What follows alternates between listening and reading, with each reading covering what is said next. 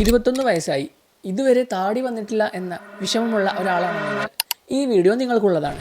താടിയുടെ pattern, growth, thickness എന്നിവയെല്ലാം ജനറ്റിക്സുമായി ബന്ധപ്പെട്ടിരിക്കുന്നു. ചിലർക്ക് വട്ടത്തിൽ താടിരോമം കൊഴിയുന്നത് കണ്ടിട്ടില്ലേ?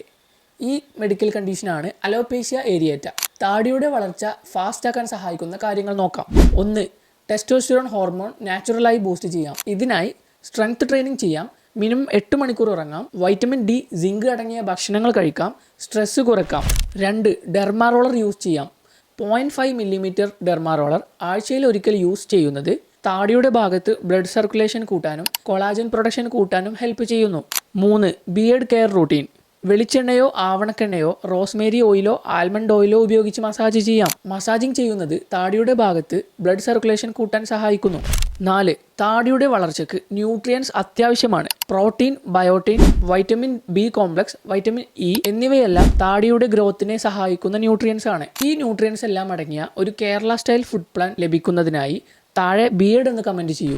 അവസാനമായി അഡ്വാൻസ്ഡ് മെഡിക്കൽ ഓപ്ഷനുകളായ മിനോക്സിഡിൽ, ബിയർഡ് ട്രാൻസ്പ്ലാന്റ് സർജറി എന്നിവ പരിഗണിക്കാവുന്നതാണ്. ശ്രദ്ധിക്കുക, മിനോക്സിഡിൽ യൂസ് ചെയ്യുന്നത് ഒരു സർട്ടിഫൈഡ് ഡെർമറ്റോളജിസ്റ്റിൻ്റെ ഗൈഡൻസിലായിരിക്കണം. താടിയില്ലാതെ വിഷമിച്ചിരിക്കുന്ന നിങ്ങളുടെ ഫ്രണ്ടിന് ഈ വീഡിയോ അയച്ചു കൊടുക്കൂ. കൂടുതൽ വീഡിയോസിനായി ഫോളോ ചെയ്യൂ. Be healthy.